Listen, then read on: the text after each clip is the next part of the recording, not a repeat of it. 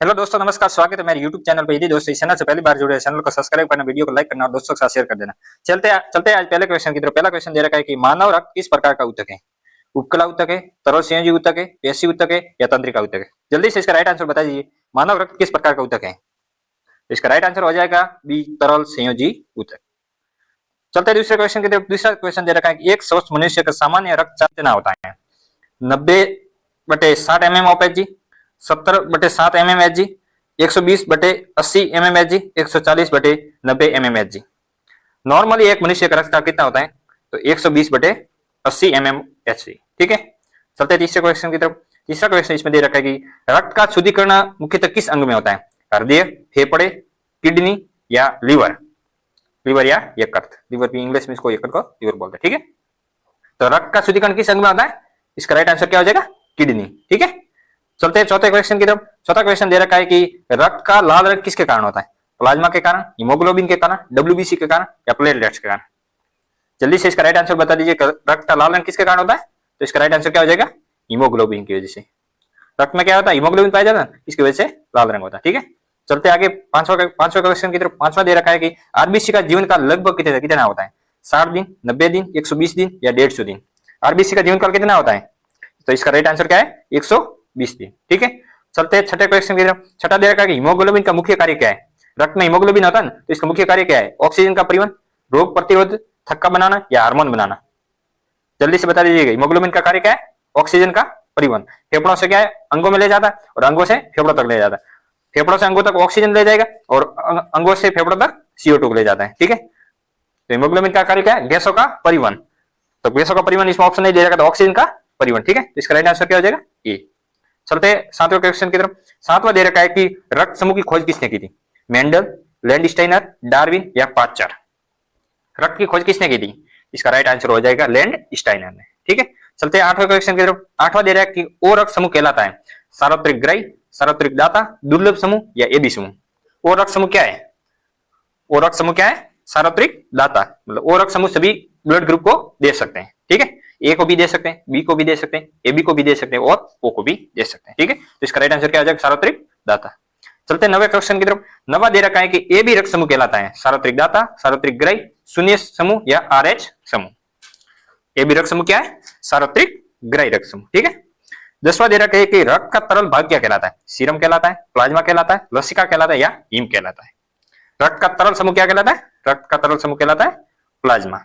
ठीक है, सीरम क्या होता है? ब्लड में से यदि खून है, रक्त है ना, रक्त में से यदि क्लोटिंग प्रोटीन निकाल दे। क्लोटिंग प्रोटीन क्या होता है? जैसे ब्लड, जैसे कहीं पे अपन लग जाती है तो क्लोट के माध्यम से खून आना बंद हो जाता है। रक्त का क्लोट बनता है तभी खून आना बंद हो जाता है। यदि खून में से क्लोटिंग प्रोटीन को बाहर निकाल दे तो जो भाग बचता है वो क्या कहलाता है? सीरम। ठीक है, तो 10वें का राइट आंसर क्या हो जाएगा? रक्त का तरल भाग क्या कहलाता है? प्लाज्मा। ठीक है, सीरम का भी आपको बता दिया साथ में। चलते हैं 11वें क्वेश्चन की तरफ। 11 दे रखा है कि WBC का मुख्य कार्य क्या है? ऑक्सीजन को ले जाना, रोगों से रक्षा, पोषण देना या हार्मोन बनाना?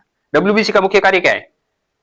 इसका राइट आंसर क्या आ जाएगा? रोगों से रक्षा, मतलब रोगों से लड़ने का कार्य है WBC का। चलते 12वां दे रखा है कि प्लेटलेट्स का मुख्य कार्य क्या है? रक्षा करना, ऑक्सीजन ले जाना, रक्त का थक्का बनाना या ऊर्जा बनाना? प्लेटलेट्स का मुख्य कार्य क्या है? इसका राइट आंसर क्या आ जाएगा? रक्त का थक्का बनाना। ठीक है, रक्त का थक्का बनाना।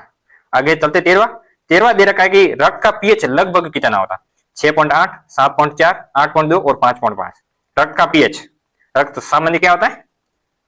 क्षारीय होता है। ठीक है, तो रक्त का पीएच कितना होता है? 7.4। ठीक है, 7.4। ठीक है, चलते 14वां दे रखता है कि रक्त का निर्माण कहाँ होता है? हृदय में होता है, यकृत में होता है, अस्थि मज्जा में होता है या फेफड़े में होता है? रक्त का निर्माण कहाँ होता है?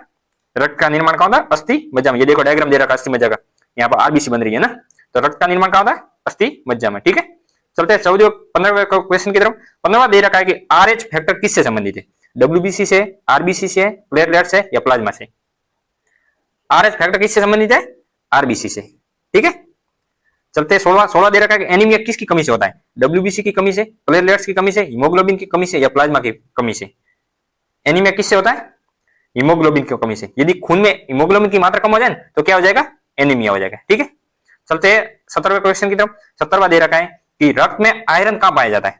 प्लाज्मा में, हीमोग्लोबिन में, WBC या प्लेटलेट्स?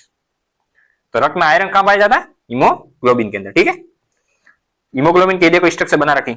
आरबीसी, हीमोग्लोबिन कहां था? आरबीसी में था ना, आरबीसी लाल रक्त कोशिका, रेड ब्लड सेल, ठीक है। शरीर में रक्त की औसत मात्रा कितनी होती है? 2 लीटर, 3 लीटर, 5 लीटर या 8 लीटर? नॉर्मली एक मनुष्य के शरीर में रक्त की मात्रा कितनी होनी चाहिए? इसका राइट आंसर क्या हो जाएगा? 5 लीटर, ठीक है। चलते आगे। 19वां दे रखा है इसमें कि आरबीसी की संख्या लगभग कितनी होती है? 5000, 5 लाख, 50 लाख या 5 करोड़? ये इंपॉर्टेंट भाई क्वेश्चन है। आरबीसी की संख्या एक मनुष्य में लगभग कितनी होती है? तो इसका राइट आंसर क्या हो जाएगा? 50 लाख। 50 लाख एक आरबीसी, एक मनुष्य के शरीर में आरबीसी की संख्या होती है, ठीक है।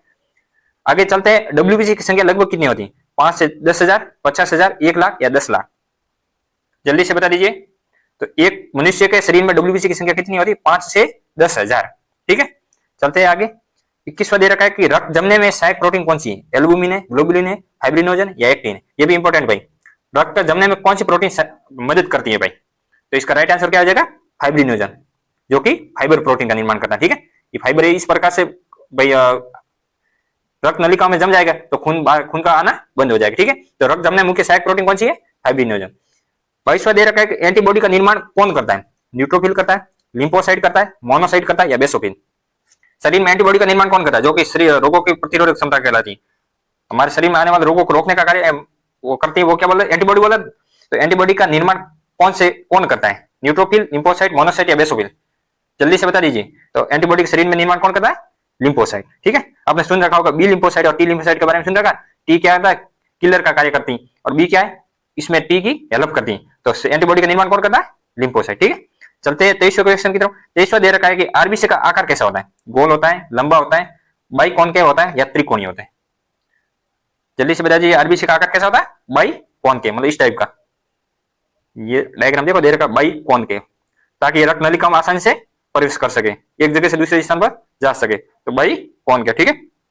24वां दे रखा है कि रक्त जमने में कौन सा विटामिन आवश्यक है? ए, सी, डी या के? रक्त जमने में कौन सा विटामिन आवश्यक है? तो इसका राइट आंसर क्या आ जाएगा? विटामिन के, ठीक है। चलते आगे। 25वां दे रखा है कि प्लेटलेट्स का जीवन काल कितना होता है? 1 से 2 दिन, 3 से 5 दिन, 7 से 10 दिन या 20 दिन?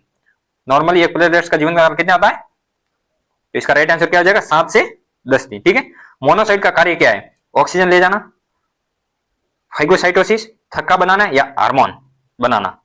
ये फागोसाइटोसिस नहीं, यहाँ है फाइगोसाइटोसिस। फाइगोसाइटोसिस आपने नाम सुन रखा है, फाइगोसाइटोसिस और पिनोसाइटोसिस, मतलब सेल को भक्षण करना, खाने का क्या बोलते हैं? फाइगोसाइटोसिस, ठीक है।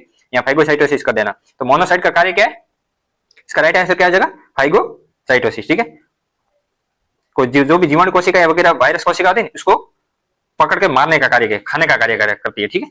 तो वो क्या कहलाती है? फाइगोसाइटोसिस, ठीक है। चलते आगे। 27वां दे रखा है कि इयोसिनोफिल संबंधित है एनीमिया से, एलर्जी से, मधुमेह से या रक्तचाप? ये भी इंपॉर्टेंट भाई। इयोसिनोफिल या एसिडोफिल? इयोसिनोफिलों का दूसरा नाम क्या है? Acidophil. Acidophil, PHY, acidophil. Eosinophil या एसिडोफिल संबंधित किससे? इसका राइट आंसर क्या आ जाएगा? एलर्जी से। एसिडोफिल किससे संबंधित है? एलर्जी से, ठीक है। 28वां दे रखते हैं कि रक्त में ग्लूकोज सामान्य स्तर है 40 से 60 mm/dl, 70 से 110 mg/dl, 150 से 200 mg/dl या 250 mg/dl? रक्त में ग्लूकोज की मात्रा नॉर्मली कितनी होती है? इसका राइट आंसर क्या हो जाएगा? 70 से 110 mg/dl, ठीक है। धन्यवाद। यदि वीडियो पसंद आए तो वीडियो क्या कर देना है? लाइक कर देना है, चैनल को सब्सक्राइब कर देना और दोस्तों के साथ शेयर कर देना। इसी प्रकार के आपके कंटिन्यू बेसिक साइंस की क्लासेस आती रहेगी। धन्यवाद।